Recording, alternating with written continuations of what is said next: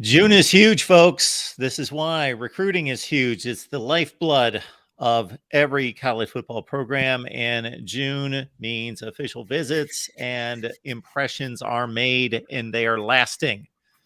We are talking Miami football with all of you, of course, and the guy that makes it happen for us here on Wednesday night, Cam Underwood, State of the U. Get there, check out the work on Miami athletics. Cam, how you doing tonight? Good, man. Good. Feel strong. Great to be back. Sorry about last week, everybody. Just really woke up on Wednesday and it was not a good sight. And I had a feeling when I sent that tweet early in the morning, I was like, this is going to get worse before it gets better. And it did. It took a couple of days or whatever. So I'm very sorry to have missed. But we're back. We're, here in action and everything. So feeling good, feeling strong, and ready to talk about the Miami Hurricanes. So let's get it. All right. Great to see you. And I'm sure that it's great to hear from Miami fans a number of big names that have headed to campus, are heading to campus, that are on the wish list. Where do we stand in regards to what's happened here in the last couple of weekends and what is forthcoming? Yeah, so last week was the first weekend of the visit season after June the 1st was Thursday. So June 2nd started those visits. And Miami, knocked it out of the park. You got Big Cam, Kamari, and Franklin from Lake Cormorant, Mississippi, 6'5", 265 D lineman, who was in Draylon Miller, top 60 overall player, wide receiver from Silsbee, Texas. Jeray Hawkins, nicknamed Tank, 5'9", 165. So he's small, but if there's somebody this small, y'all already know he's super duper fast. So Miami has been linked to him or Hawkins more than Miller previously, but I think, did themselves well in the eyes of both. James Nesta, a 6'4" linebacker from North Carolina, came down. He's a two-sport athlete, so he did go over and check out the baseball program in terms of recruiting and everything, so he put up a edit that was, half football, half baseball. So he took, the photos with both. So he was in there. And then Wyatt Gilmore, a guy who's been rising. I've seen some other outlets and people talking about him. So I started looking into him. He's from Rogers, Minnesota, outside of Minneapolis, and everything. But Miami really likes him. 6'4", 240 as a defensive lineman. So he's a guy who was down. And then Demetrius Freeney from the College of San Mateo in San Mateo, California. They were all down. And again, most of those guys, Miami really did themselves well in showing with all of them. I did want to say, I don't know. I think it was on the State of the U that I tweeted this. Please be over there. Detavio did a thread. Okay. So I got to scroll a little bit further than I thought. But Kylan Fox, a 4-star tight end from Georgia, I believe, he tweeted out that he will no longer be taking an official visit to Miami in his recruiting future. So, I mean, look, you're going to win some, you're going to lose some. For whatever reason, he's decided that he's not going to include Miami in his, future look for his recruitment. Do not, get Twitter pated or anything about that. Miami has always recruited and developed tight ends really well. I don't think that that's going to fall off at all. It's just going to involve somebody other than Kylan Fox. So I did want to put that out there from, previous to today. But yeah, so you had a weekend full of visitors last weekend, and then you're going to spin that forward to a massive 14 players as of right now listed to come down this upcoming weekend starting in 2 days. So, hey, John, good to see you. That's a Michigan thing. Hey, okay. He sure is. But yeah, so Miami started, I think well with the group and the showing with that group that they had last week. No commitments or anything yet. But if you guys remember to last year, I put my artificial timeline of July 4th and said, we need to have 5 or 6 commits by July 4th. Otherwise, I don't know. And we got a bunch of commitments like July 11th to what, you know what I mean? So just, if you look at that timeline, we still got 5-6 weeks until you really will probably see movement based upon last year's timeline. If it happens before then, great. But don't think that every weekend has to have 2-3 commits to get to the kind of class that I believe Cristobal is going to have, and that he's demonstrated even in the face of, coming off of bad seasons the last 2 years. I mean, obviously last year was worse than the year before, but the sprint that he had that first signing day and then the full year last year, give the man time. He can recruit. You might still have questions about development and implementation moving forward, but I think that we're going to get there. I believe in the end you're going to see a recruiting class that you're going to be comfortable with and excited about, but we're in the beginning stages of really starting to, put that together and everything. And Marcus Enriquez, please let me know what strain that is, because, the Bears are not going to beat the Lions, not even once, let alone sweep. Get out. Anyways. Are we at a place yet, Cam, where you can go to each positional unit and say, Miami's looking at these 3 or 4 players. This is my wish list. This is most likely their wish list. If we get 2 of these 4, I feel good, or that type of setup as we go through the various units? Not at all of them, just because that was actually in my content creation, studying, looking, researching timeline for last week was to really kind of hone that down, especially coming into this weekend with all of these visits. So I'm a little behind on that. But I do, obviously looking at the board of what the visitors are and everything can go off of some of that. But extrapolating out a little bit further, I personally am not in the same place with that I have been in the past. So maybe I need to get back on that a little bit tighter to be able to have exactly what, because I usually do, but I'm a little bit behind on that. John, thank you so much for dropping Cam's Twitter link right there. You can follow Cam right there. And also there is the State of the U site. The link is right there in the chat. Very nice. Thank you, John. We appreciate that, man. Anthony is asking, Cam, it seems that we're not going to be bringing in another quarterback for, I believe, what is 2024. Do you know if Coach Dawson has to reestablish communication with George McIntyre, the quarterback out of Tennessee? He was already a guy who's been around. George McIntyre is 2025 quarterback, 6'4", out of Tennessee, 4-star, 5-star. He's a high-end guy. So, I mean, I believe so, because we've seen him. I think he got offered. He was talking about camping at Miami. George McIntyre was. So, I have seen his name associated with Miami. So, I don't think that, he's on the outs or anything. I wouldn't be so sure that Miami is not going to take another quarterback in this class. I'm not so sure about that. I mean, and you can obviously debate between whether a transfer after the year or a prep quarterback would be the way to go. The way that you're going to get this program where it needs to be is through prep high school recruiting. You need homegrown guys, as the meat and potatoes of the class, and then you sprinkle in a little seasoning of the transfers. You have to have a set group. So that is essential. But you can, think to yourself or debate, what you would prefer from a quarterback adding to this roster, whether they would be a transfer, whether they would be a high school kind of a guy. Absent taking a high school, a top end arm, which is possible, maybe we can flip somebody, I would lean on the transfer route, especially going into next year. Then you have Emory Williams. Then you have, Jakari Brown, and this year's commit. I forget his name already. Lord Jesus, help me. Judd Anderson from Georgia. There we go. Man, whew, sheesh. Yeah, take a week off the show and my recall just slipping. But I'm back. It was really quick. I got you. I would, with that group, prefer someone from somewhere else that maybe either has high potential or has, again, just like I talked about in the past of Mario Cristobal going and hiring good coaches up off of their good jobs to come over to Miami.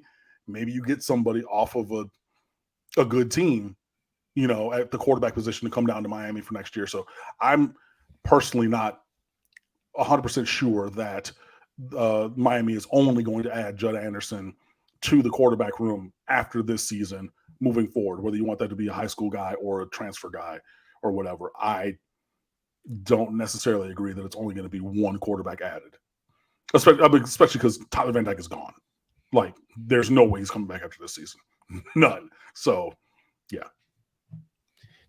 If Tyler Van Dyke has the season this year that he had last season, you don't think he possibly comes back? No, I think he transfers somewhere else to try to get a new start. DJ Uiagalelei kind of way, like, hey, was here for 3-4 years, had 4 years, had 4 different offensive coordinators, had one really good year, had like, you know what, best for all parties. Moving on, going forward. No, I do not think that there's any way that he comes back for next season.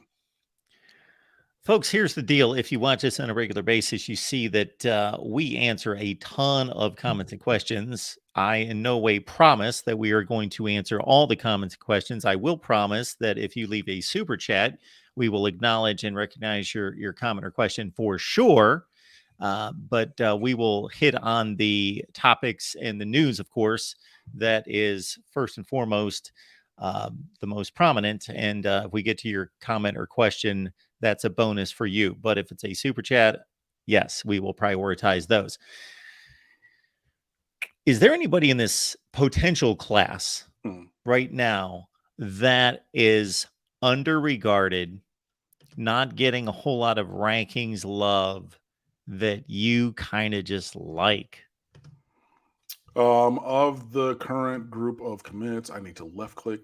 The current commits, or really anybody that they're looking at now, since we're kind of spinning this forward in regards to who they're looking over.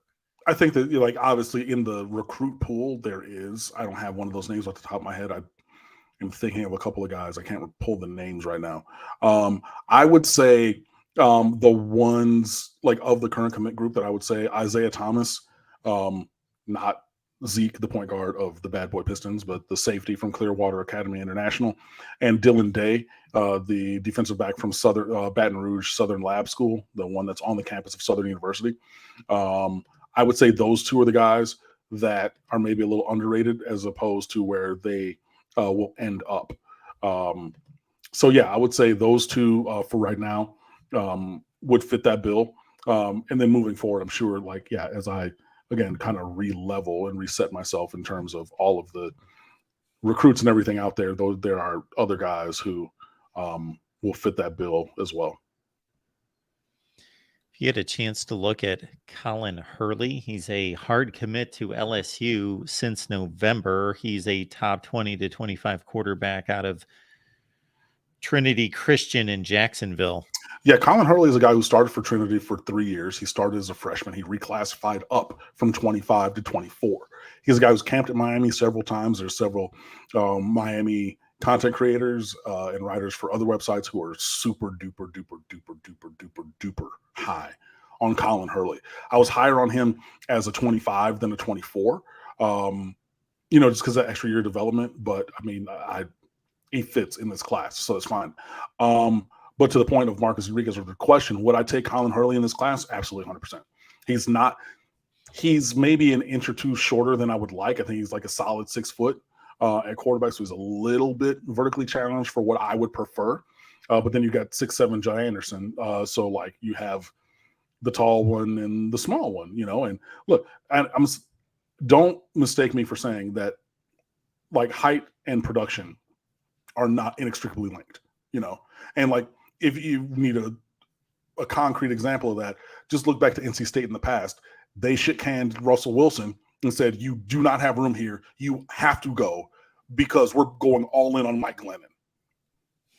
And how did that work out, right? And because, the coach at the time, who was it, Tom O'Brien? No, it wasn't. It wasn't. Yeah, it was Tom O'Brien. Yeah. He wanted a tall, statuesque looking court. He's like, I need somebody who's 6'5" plus. This dude is 6'7" with a 7 foot neck. And he's this is the guy I want because he looks the part. Regardless of what you did on the field, Russell Wilson, who is 5'11" and a half, 6 feet tall, right? And I think he was the ACC Player of the Year one year. Hello. But regardless of any of that, you do not fit the physical profile of what I'm looking for. So you have to go. You cannot come back. And then they went to Mike Glennon, and then you see what happens. So it's like height and talent are not inextricably linked. However, if you're going to recruit a team, you want to have players of certain sizes, and you would prefer. But Colin Hurley being 6 feet 6'1" on the listing is not a disqualifying factor for me. I would absolutely take him in this class, 100%. And what else happened was that Dave Doran was the head coach at NC State about 2 years later. And is still there since then. Right, exactly. So if you needed a quick ACC history lesson about Tobacco Road and the Research Triangle, there you go. But yeah, to the point, Colin Hurley, he's, Trinity Christian Academy, TCA, is always producing top-end players. They are a smaller school, so, you get guys who play both ways, kind of in a Chaminade kind of a way, and things like that. But yeah, that is a football recruiting and developing hotbed. There's been plenty of All-Americans, 5-star recruits coming through there, particularly in the defensive backfield. But yeah, Hurley is the quarterback, and he's been the quarterback there for several years. Very talented player. Big numbers up for that team as well. The team, again, where the top-end talent is going to be way more than anybody around them, but, you're still going to have to play, at the line of scrimmage and things like that. And regardless of that, he's been dealing, and you've seen him on campus at camps at Miami. Obviously, he's committed to LSU, another big-time program, and everything. But, yeah, he's a guy that, should he decide, or Miami decide to go after him and try to get him as, another quarterback in this class, I'm fully behind that move. We do have merch, as John has let everyone know and left the link in the chat, thevoiceofcollegefootball.com, and a lot of great merch there, including a Miami section of merch. Maybe I'll pull that up in a few minutes and get Cam's honest opinion on our Miami merch line. Okay. LFG has reminded us that the win totals came out a couple weeks ago. Miami sitting at 7.5. So let me extend that point to this question. What's a realistic, successful season for you? 8-4. I mean, even if you go under, I saw Circa Sports put it at 7 yesterday.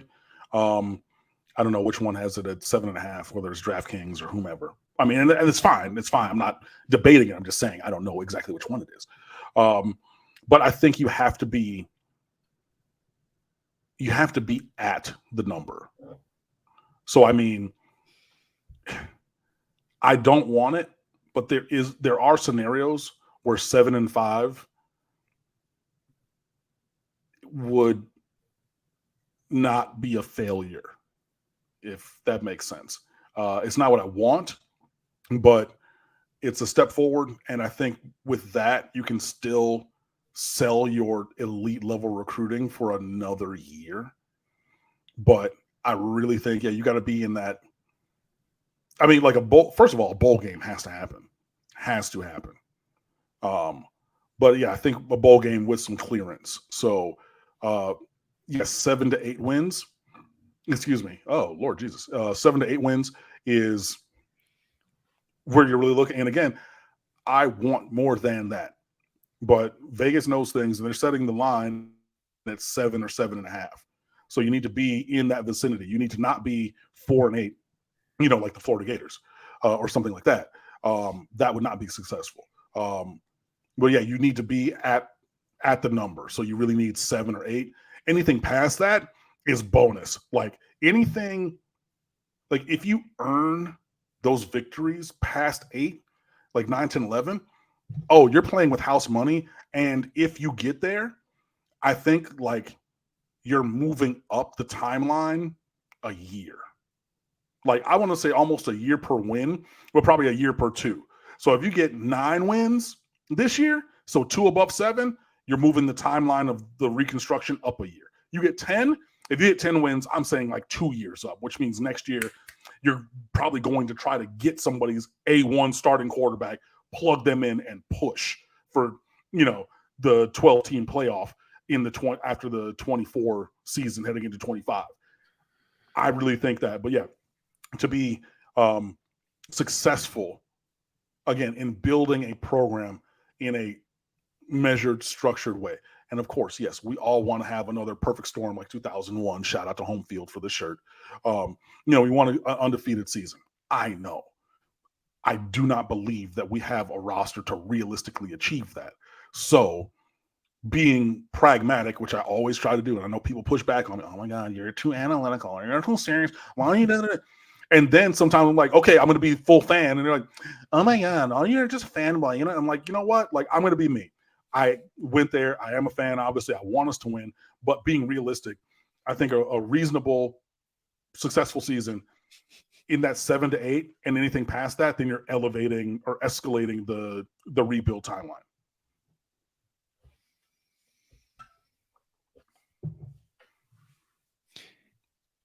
But if I know you as well as I believe I do, you will also give some context to that record, of course. So they could be 8-4. Mm-hmm. Like, for example, UCLA put in an 8-4 season 2 years ago, not this past season. I thought that they improved dramatically, UCLA, this past season. But the year before was kind of a smoke and mirrors 8-4.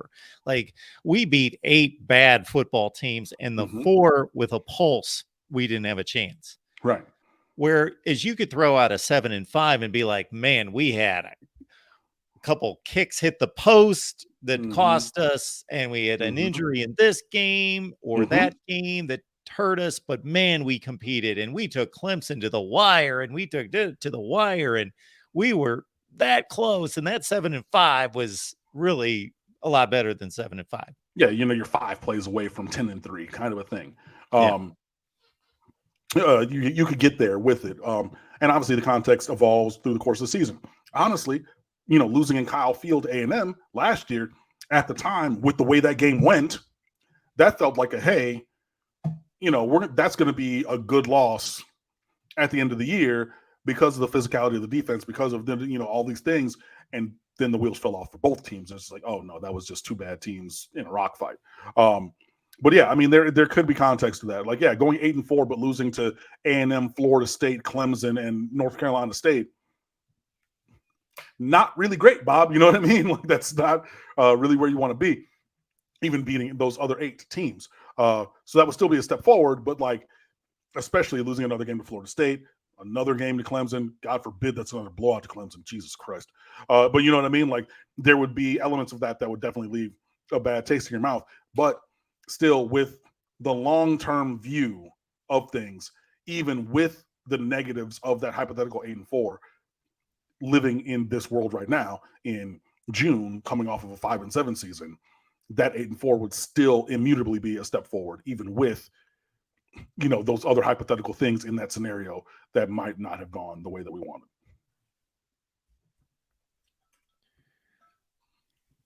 Let's see what Cam has to say about our merch line here.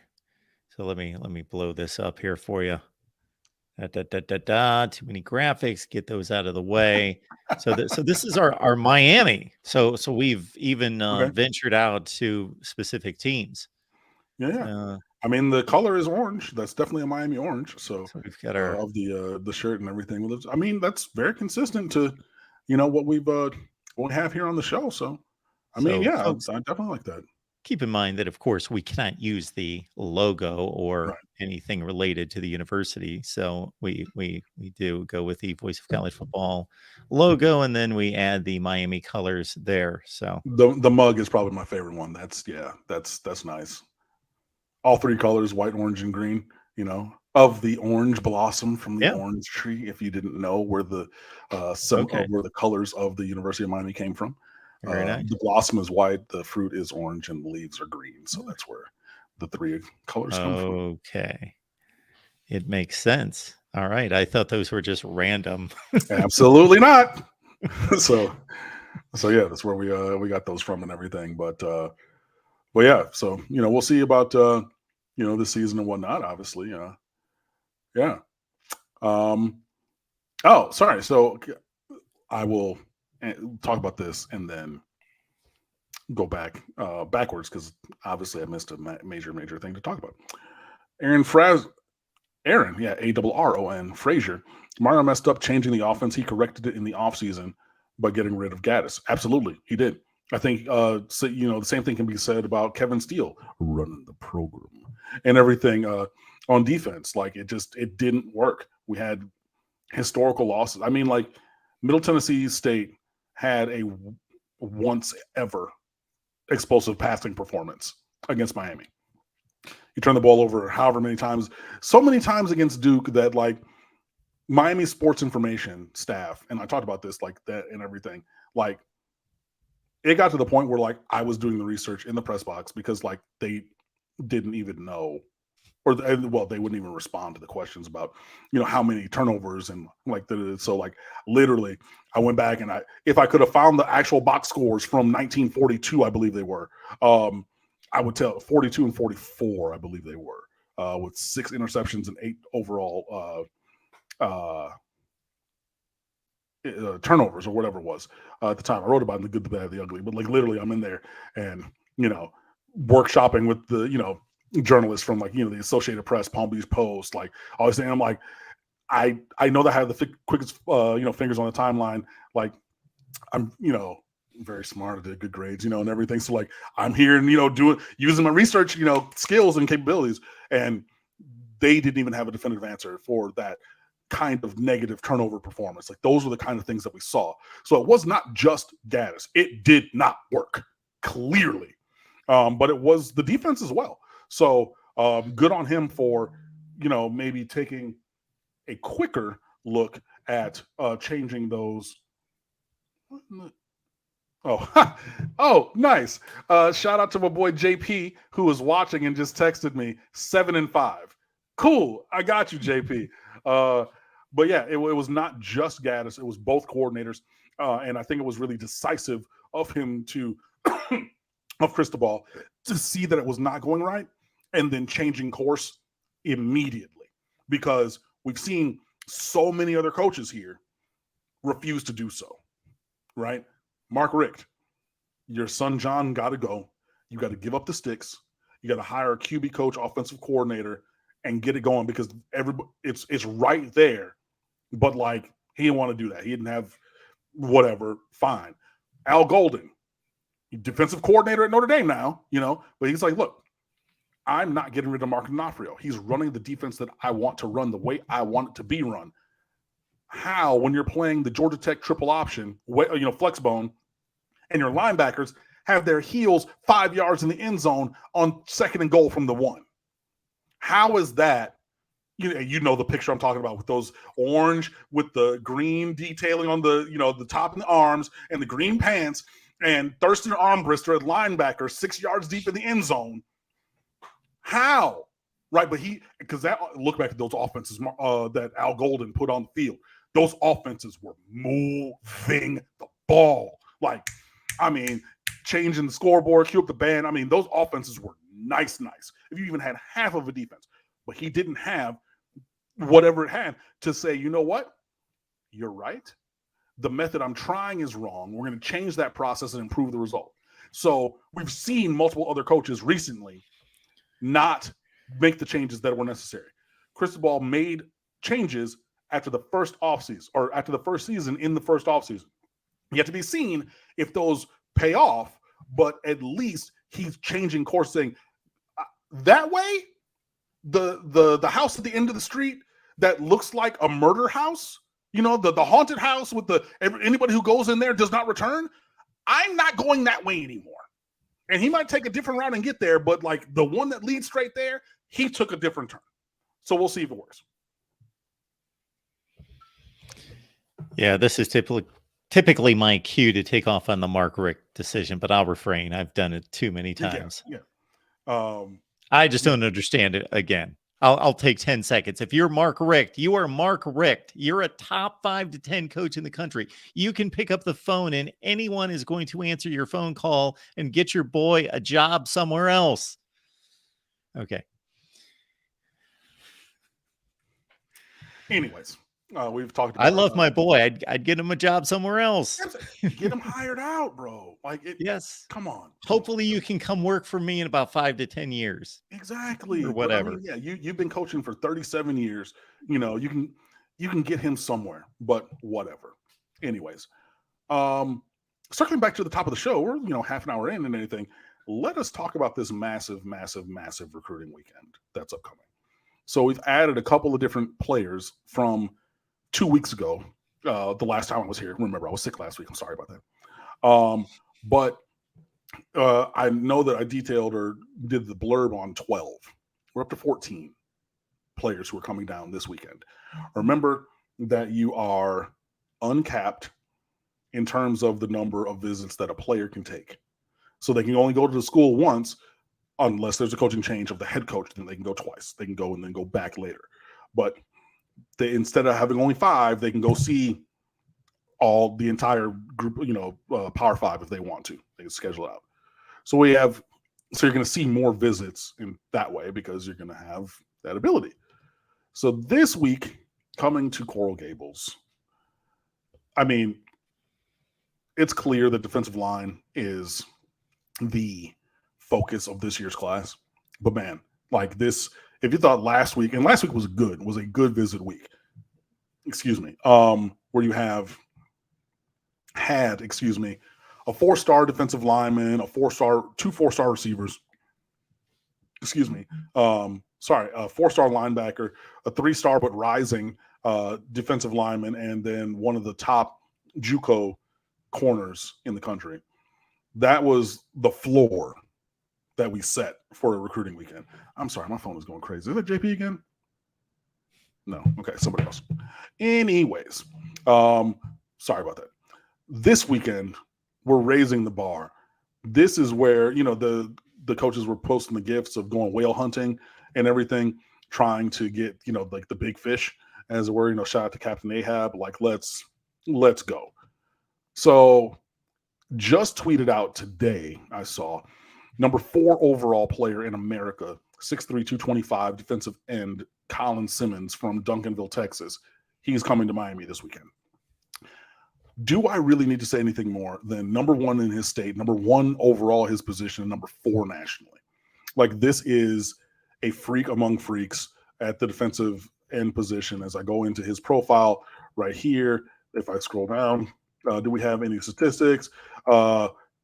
District co-MVP as a junior, helped Duncanville to a state championship, 22.5 sacks last year, broke the school record, 6A defensive player of the year in Texas.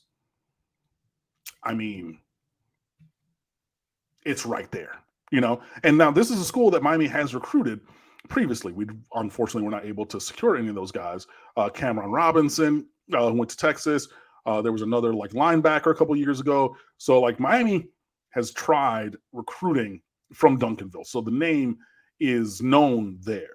And this is also, and I talked about this, back when Miami was recruiting other guys at these schools, you always go because you don't know who the next one from there is going to be, right? So 5 years ago, when we were recruiting a couple guys from Duncanville, they did not end up at the University of Miami. So you think, man, that sucks. We don't have any connection there. What if you get Colin Simmons? What if the visit from Colin Simmons to Miami, the part of the foundation for that started when we were recruiting those other guys years ago, right? So that is the headliner. But, wait, there's more. Ellis Robinson, the 4th, 5-star cornerback from IMG Academy, currently committed to Georgia. He's scheduled to be on an official visit to Miami this weekend as well. Again, his teammate, 5-star defensive lineman David Stone from IMG. He's coming down. Dylan Stewart, who I believe On 3 has as the number 1 overall player in America. 247 has him composite as the number 10 player in America, number 2 edge behind Colin Simmons, and number 1 in the state, but in Washington, D.C. So that's 3 5-stars off the top. Bang, bang, bang. 4 5-stars. 2 edge, a defensive tackle, because David Stone is 6'4", 270, so he's a cheeseburger away from 295. He's going to be there. And then Ellis Robinson. So you got 4 5-stars off the top coming down. And 3 of those play defensive line. So again, as I say, defensive line being the focus of this class. I'm going to go a little bit faster so I can get through this and we can, take more conversation and questions. Aiden Breland from Santa Ana Mater Dei. That's your quarterback, Mecca school in California. 6'5", 290. He's coming down. He's listed as a 4-star, but as a sophomore, through his sophomore and junior years, Aiden Breland was a 5-star. So he's ranked number 33 in the composite currently, but I mean, that could easily end up with him being a 5-star defensive tackle. That's 4 or 5. Let me see. 4 of your first 5 are all elite defensive linemen. Brother, that's what we're talking about. Next up, you have the top target and running back, the number 2 running back in the country, Jarek Gibson from IMG Academy. Miami's fighting pretty much every blue blood in the world for him, but he's coming down. Again, another IMG guy. LJ McCray from Daytona Mainland, 6'6", 260, top 4-star defensive lineman. So probably profiling is like, a big edge and can slide inside. He's a guy who's coming down. Braylon Staley from Aiken, South Carolina. Aiken being one of the premier programs in the state of South Carolina. I do not have a list of players from Aiken, but I know that is a name that has been out there in the world of recruiting for a good long time. 6 foot, 180 wide receiver. He's coming down as a 4-star. Elijah Lofton, no H at the end of Elijah. This is Brevin Jordan Part 2. He's the same height, same size, so he's 6'2", 220. He plays tight end. He wears number 9, and he goes to Las Vegas Bishop Gorman. All the same things that Brevin Jordan did prior to choosing Miami. So, I mean, I think Brevin was a little heavier than 220. He's like 235-ish, I want to say, 230, 235. But, like, it's maybe not a full copy-paste, but it's pretty darn close. Like, you're getting called to the teacher's desk to check for plagiarism if you turn in this. It'd be like, no, this is a different guy. No, what do you mean? What do you mean? Really? Number 9, Bishop Gorman, 6'2" tight end. Like, no, it's different. Like, whatever. But he's a guy who's coming down as well. TJ Lindsey, another defensive lineman from IMG Academy, 6'3", 290, so defensive tackle. He's coming down. A great name, Cameron Pruitt from Theodore, Alabama, 6'3", 190 safety. He's coming down. Keyshawn Flowers from Severn, Maryland, Archbishop Spalding, 6'2", 215. He's a guy who's like number 47 in his position, but I think that he's a little underrated. Like I've seen through camps and other evaluations and things that he's actually really, really, really highly thought of. And I think that his rating is going to rise. Ty Hilton, big offensive tackle from Oviedo, Florida, 6'4", 270. And then the number 1 cornerback in the country from JUCO, Sione Laulea III, who is teammates with Demetrius Freeney, who was here last week. And Laulea is massive. He's 6'4", 180, but I believe to be a true cornerback at that size. And he's taking a visit this weekend. So those 14, it was the 12 minus Simmons, who I just saw, and then Laulea, who also just announced, but was who I talked about a couple weeks ago. But I mean, anywhere you look, elite players, man. And I mean, some program players, some depth players, probably who can be rotation players if everything goes well for them. But I mean, man, yeah, this is another just star-studded week. I mean, just a massive weekend of visits. And again, these are all guys who are uncommitted. Uncommitted to Miami. Ellis Robinson is committed to Georgia, so I do want to say that so that this doesn't get aggregated. People say he's he's decommitted and Cam said no, I didn't.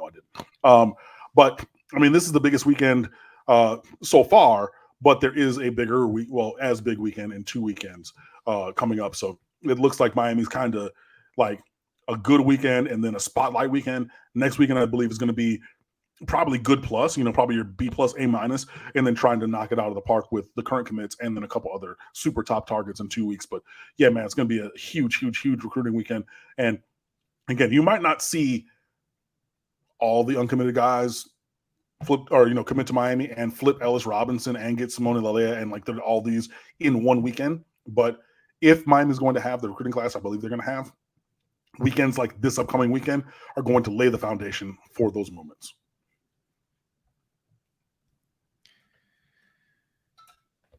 Kim Underwood, State of the U. Check out him and the rest of the staff there on SB Nation. It is stateoftheu.com. Of course, be here every Wednesday for our show with Cam as we talk Miami football with all of you. Every Wednesday, 7 o'clock Eastern time. We've got a question or basically a comment that you can respond to. Shoot. It had to do with a defensive line wish list out of our buddy Marcus Enriquez. He is going.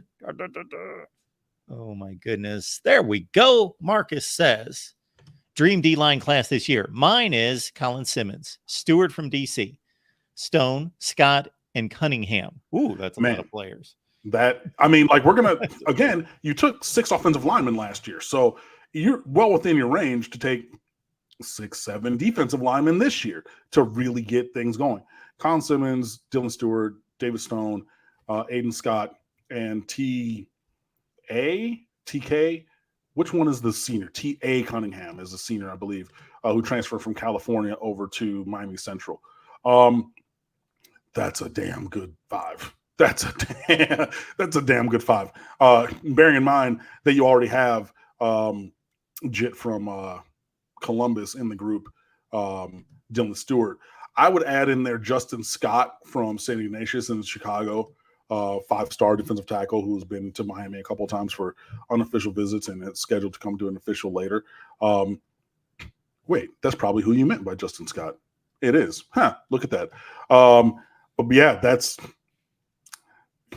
it's hard for me to controvert your Dream 5. That is a really elite group. There is the kid from Deerfield who I believe is visiting later, Elias Rudolph, 6'4", 205, 4-star guy.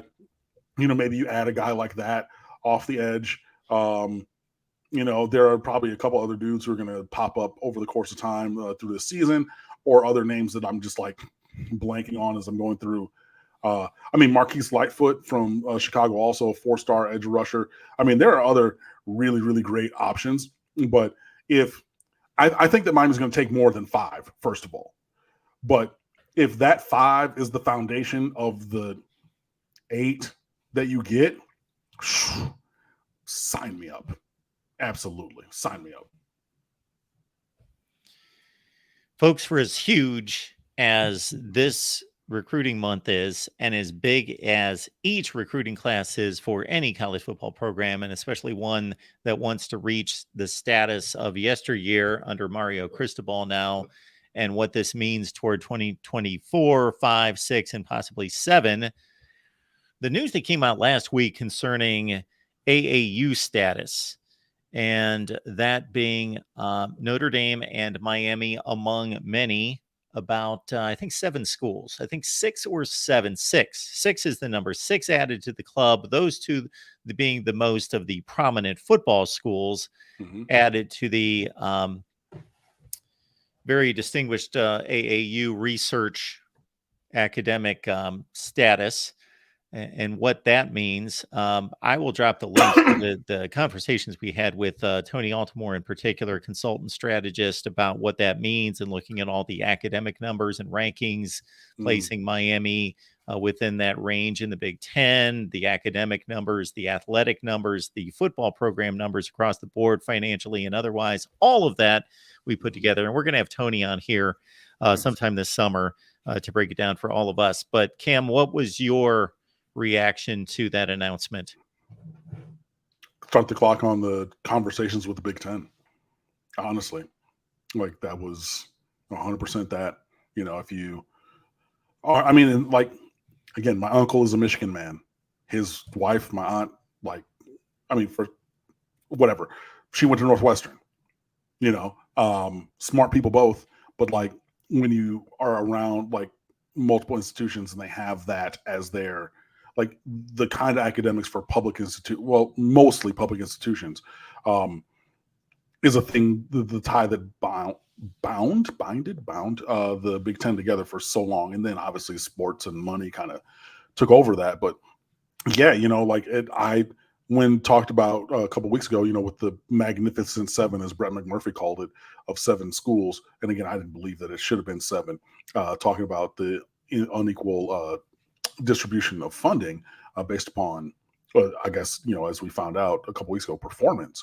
It's talking about, if teams are going to go somewhere, or schools are going to align themselves with a different conference, the easy one was Virginia to the Big Ten, because they were already in this, research union, thing and whatnot. And Miami being closer in profile to Northwestern and Southern California than they are to, anybody else. probably say Vanderbilt, but, obviously I was making the point of, 2-member schools, private schools near to or in major metropolitan areas that are already Big Ten schools. So, I mean, yeah, I don't necessarily think that this is going to be for tomorrow. I don't necessarily think this is going to be for next week, maybe not even next year, but moving forward down the line, I think that they're getting their ducks in a row. They're getting the I's dotted, the T's crossed for those conversations, those, discussions and moves and everything. Like, they're getting ready, I believe, with this for that down the road. You know what I mean? Just like, hey, you don't have to get ready if you stay ready. And it's like, cool, I know what I want or need or whatever. It's the couch to the 5K. Like, no, I'm not running the 5K tomorrow, but I did 1,200 meters today, and I'm going to do a mile tomorrow. And, eventually I will be ready so that when that day comes of, hey, I'm in there like swimwear, because I already did everything beforehand to prepare myself for this. That's what I immediately thought. Like, yeah, it puts that, because like being a member of this cadre means so much to the Big Ten, even with the expansion as they've done it and things like that. And it's something that doesn't matter at all to the SEC, clearly. And so you do this, or you get this at this time. I mean, even like when I tweeted it out, people got into the mentions on the State of the Twitter talking about this is a B1G move. Like, yeah, this is a B1G news, Cam. I'm like, yeah. And again, I don't necessarily think it's for tomorrow or next year or even, 3 years from now. But like, when the conversations come up about where the University of Miami will find itself aligned in terms of, athletic conference moving forward, I think this makes it very clear that, we're steering the ship in that direction. And for those of you, and I understand, we're football fans. We think football, we think athletics, we don't think about anything else. But understand that despite what many of you think, like, well, that's all academics. Academics, they do whatever they want. Football and athletics is over here, and you can join whatever conference you want, and it's all based on athletic prowess and how many butts you put in the seats and how many eyeballs to the TVs and how good you are on the football field. Yes, that certainly has a lot to do with it.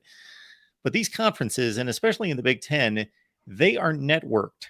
They are a brotherhood of academically. They share databases, they share libraries, they share research, even down. And again, we'll have our guy Tony on here. He breaks it down even to the point where the Big Ten saves umpteen millions of dollars each year just because they have the same rental car agreements.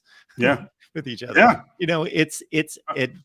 I mean, but like, you laugh, but when you think of it at scale, right, of all of the travel, of all of everybody, bro, like that assistant marine science professor from Miami, the Rosenstiel School of Marine and Atmospheric Science, Rasmus, he goes up to Coastal Carolina and whatever.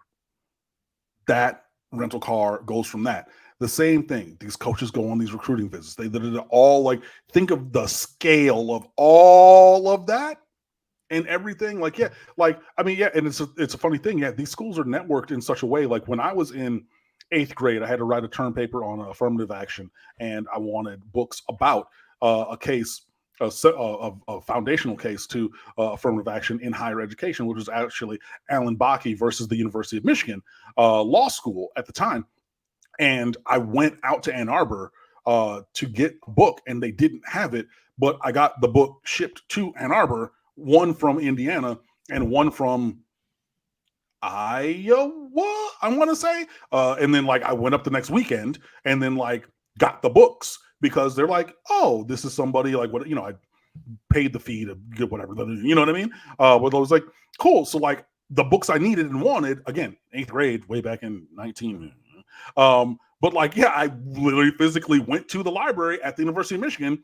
They didn't have it, but the two books I wanted, other institutions in the Big Ten at that time had it.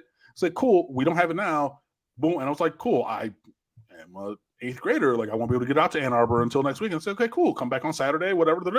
Did, and the books were there. Like, it goes even to that level. So like, there's, way more connectivity in these conferences past athletics than we generally think or consider. But when you think of like the totality of what higher education is and all the moving parts and pieces, you can kind of start to see things like, the interlibrary loaning. And then like Mark is talking about, like if you have, I don't want to say like the company enterprise, but an enterprise-wide rental agreement for all of the Big Ten, being the, associated enterprise, then like, yeah, you can save millions by having that kind of, thing. So yeah, it's more than just football.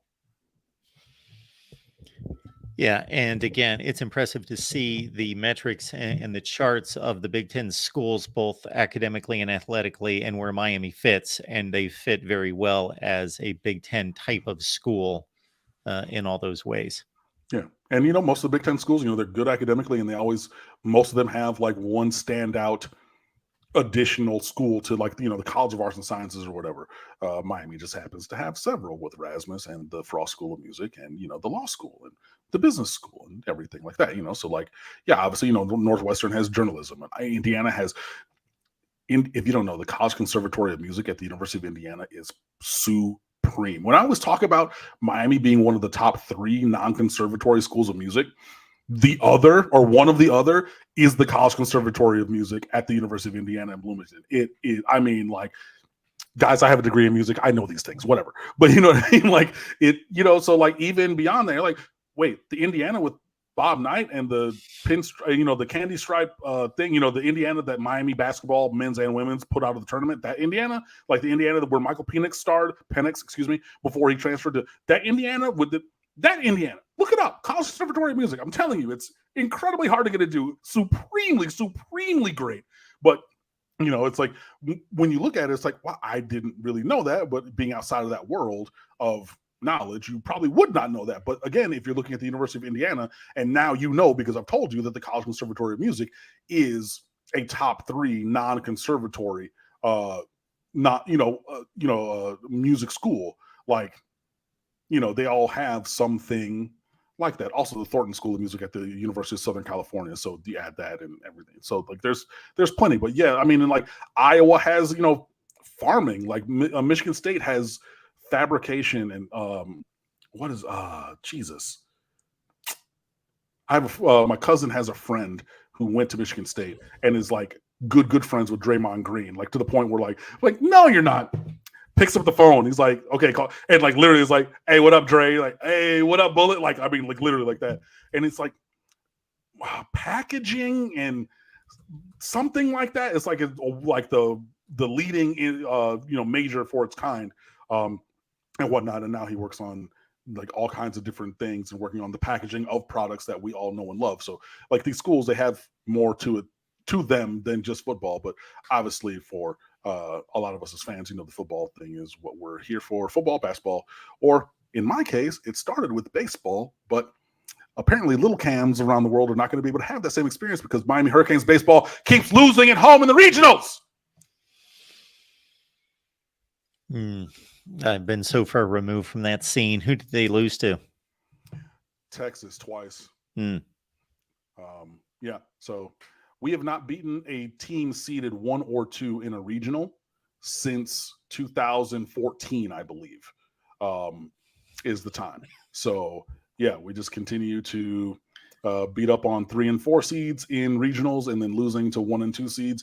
And even as the number 9 overall national seed, yeah, we at least we won a game this year. Last year was 0-2 in a barbecue in our own regional. And I say that because like I started my initial fandom with Miami was in the College World Series. There's the Old English M on the hat. I'm from Detroit, Old English D. There's pictures of me in middle school literally wearing a Miami Hurricanes baseball hat. That was the first team that I knew of from the University of Miami that drew my fandom years and years and years and years before I left Detroit to go to the U. So that's why I say that and everything. But, that was just a little frustration coming out. Sorry to scream in your ears if you were listening to the podcast later or Mark right now with his earpiece in. But yeah, 904 Thankfully, Hurricane. no. Oh, you don't have it in today. Okay, cool. Great. Good week to take that out or to make that decision. 904 Hurricane says JUCO cornerback Demetrius Freeney will probably be committed to Miami tomorrow or Friday. Okay, that would be a satisfactory move. And again, with his teammate Simone Lalea the third coming down this weekend, maybe we can make that a 2-4 from San Mateo College in San Mateo, California. I'd be with either or both of those moves being done. Obviously this year before, and they still have another year of JUCO to go. But yeah, that would be a move that, would continue to rebuild that room and give, the younger guys that you're going to recruit and bring in a little bit more time to develop, because you're going to hope and expect that your JUCO guys who are a little bit older, on chronology, they're going to be able to step in and play a little bit sooner.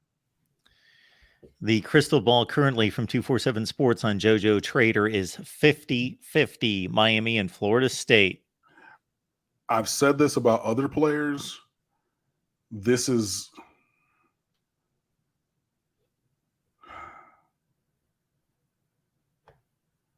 I'm trying to figure out if I want to say exactly this or I want to come at it a different way. If I'm wrong, I'm wrong. I'm saying what I'm saying. I'll believe that JoJo Trader is going to Florida State over Miami when I see it. I just don't think that is accurate. I think that is I think that those crystal balls, or some of them specifically that I've seen, have been speculative. I think that they have been with the intent to drive the conversation in that way towards, there were like 3 or 4 recent crystal balls to Florida State, and maybe they know something. I think that is between a couple few different individuals. I think it's a coordinated effort to try to muddy the waters that I believe to be pretty clear. I don't think that it's going to be an easy recruitment. I think that there are other teams that I would look out for before I would look at Florida State in terms of competing with Miami for JoJo Trader. But yeah, at this point, I think that JoJo is probably Miami's to lose, over anything else. And I think that it being 50-50 on paper between Miami and Florida State is not accurate to the actual situation. I think that is a created narrative based upon some of these intentionally placed crystal balls from some people for that purpose and that purpose only, without necessarily having proper foundation to put those in. More of a guess than I heard and is sourced thing. But crystal balls are all the same. Like, they go in, like a prediction goes in, you say, oh, this is the prediction, right? I don't know, so I think that that's where I am with it. Take that for what you will. And again, if I'm wrong, I'm wrong. I've been wrong before. I will be wrong again. So have you as you're listening and watching. But yeah, I just don't believe that to be accurate. 31 offers for JoJo Trader. I've got to think that he's going to be watching this passing offense and see how it develops this year. Absolutely, 100%. Yeah. So you gotta show something with those guys, and even you can see things and then say, well, that guy's wide open. Like, the coach schemed him open. Now the ball didn't get there for whatever reason, but like, if I'm there and you get a quarterback and that ball gets anywhere near me, like, highlight time. So it could be a lot of different things. But yeah, looking at what this offense does, and again, with a coordinator who is known for creating explosive passing games with his scheming and coaching and developing and play calling, I think that you're going to see things going in the direction you want. Again, you cannot let perfect be the enemy of good, right? And you cannot let perfection be the enemy of growth either. And again, even if, like, my boy JP texted me during the show, said 7-5, even if that's the case, and it's not the perfect storm 12-0 best college football team ever season, you cannot throw the baby out with the bathwater and say, okay, that's not what we want it to be in a perfect world, therefore it has no value whatsoever. That's what I mean when I say you cannot let perfect be the enemy of good. Sometimes a small step is a step, and you need that step to then take a leap, right? So, we'll see, but there's a lot of things that are in place that give me hope that things will improve in those ways and continue to appeal to elite players, the likes of which JoJo Trader is, one of. Folks, if you help us, it ultimately helps you. Bring a friend to the show. We should be here next Wednesday at 7 Eastern. Cam, what's going on at State of the U? Justin Tavio has been doing a bunch of stuff, so we really appreciate him for that. I was having some computer issues as well, being sick, so I actually tried to start something and it wasn't able to happen. But hopefully, we're gonna. Not hopefully, I certified to you that we were going to get back in there. But he's already put up his first Storm Chasers of the summer, where he looks at going to away games and talking about the travel there and the lodging and everything. And his first one of this year was Storm Chasers Tallahassee for Florida State. Because it's the biggest game of the year, because it's Florida State. That's what it always is, guys, period. Pointblank.com at the story. That's how I feel about it, and you'll just have to live with it. Now, I will say, I think we have Storm Chasers up there. I think that I have cultivated with my friend Robin, who's a Miami alum. Her and her husband live up in Tallahassee now. A Tallahassee Visitor's Guide from a couple years ago up on State of the U as well. So there's two different pieces you can go and check out. Obviously, you don't want you to look at Justin Tatavio's. He just wrote that. But if you choose to look for the other one as well, go and do that. If you have not already gotten your hotel room and you plan to go to this game, you're way behind. You're way behind. So get it now. Do it. There are, some towns in South Georgia where you can get a hotel room and drive down if you want some, a little bit further away in the Panhandle and drive over. But yeah, if you're looking and saying, okay, well, yeah, this game is in November and I'm going to wait until September to, no, sir. No, sir. No, sir. That's going to work very poorly for you. This is not like going to Atlanta to go play Georgia Tech when it's Atlanta and there's so many millions of places to. No. You don't want to wait any longer. And there's other things going on as well, which are detailed in Storm Chasers by Justin Tatavio, which you can find on stateoftheu.com. So if that wasn't enough for you, then there's that. Obviously we recapped, or I think Craig T. Smith and Justin, they were in there talking about, the baseball season unfortunately ending in the way that it did, wasting legendary careers of Andrew Walters. So if you remember the 2001 Hurricanes, and you remember that play that the ball bounced off of Mike Rump's knee into the defensive lineman, that defensive lineman was Matt Walters. His nephew, Andrew Walters, has been the closer at Miami for the last 2 years. He's one of the best in the country. He's All-American. He's throwing 97, 98, 99 gas and everything. Unfortunately, wasted his career. Yohandy Morales from the U, he's going to make it into the majors. He's, if you close your eyes or if you just look at the swing, not the setup and everything, but the swing and like his current build, because like Yohandy's yoked up now. He was a stick, and now like this season, like he bulked up.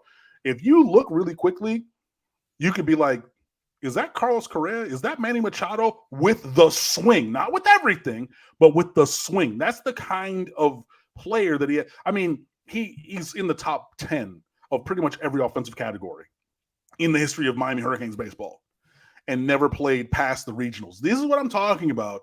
And unfortunately, we had, some guys who wrote about that at the website as well. So, sometimes things go well, sometimes things don't. But yeah, that's what we have cooking and a couple other things. So please come on over and fan with us, stateoftheu.com. My personal Twitter is at Underwood Sports. Social media is at the State of the U for the website on whatever platform you so choose. And yeah, well, thank you for watching and listening. I'm so sorry about last week. I was very sick, but I am not any longer. It was great to talk to you. Marcus Enriquez, thank you for all of your questions and everything today, buddy. It was great to see you. Falconer TRX, didn't hear from you today, buddy, but if you're listening and watching this later, we're always thinking about you. We always appreciate you. Anybody out here in South Florida, if you ever see me around, always feel free to say what's up. I didn't really run into anybody because I was sick for 5 or 6 days. But yeah, so I mean, it's always good. It's always fun. We really appreciate it. Come with your friends, comments, questions, all those things for next week, and we'll see you soon. And once again, the most people are watching at the conclusion of the show. You can watch the rest of the video so you can catch what you missed. It's right there posted on the channel. Cam, you have a great rest of your week. I'm actually headed down close to your way, but still about 3 or 4 hours away, hitting a flight tomorrow for Daytona.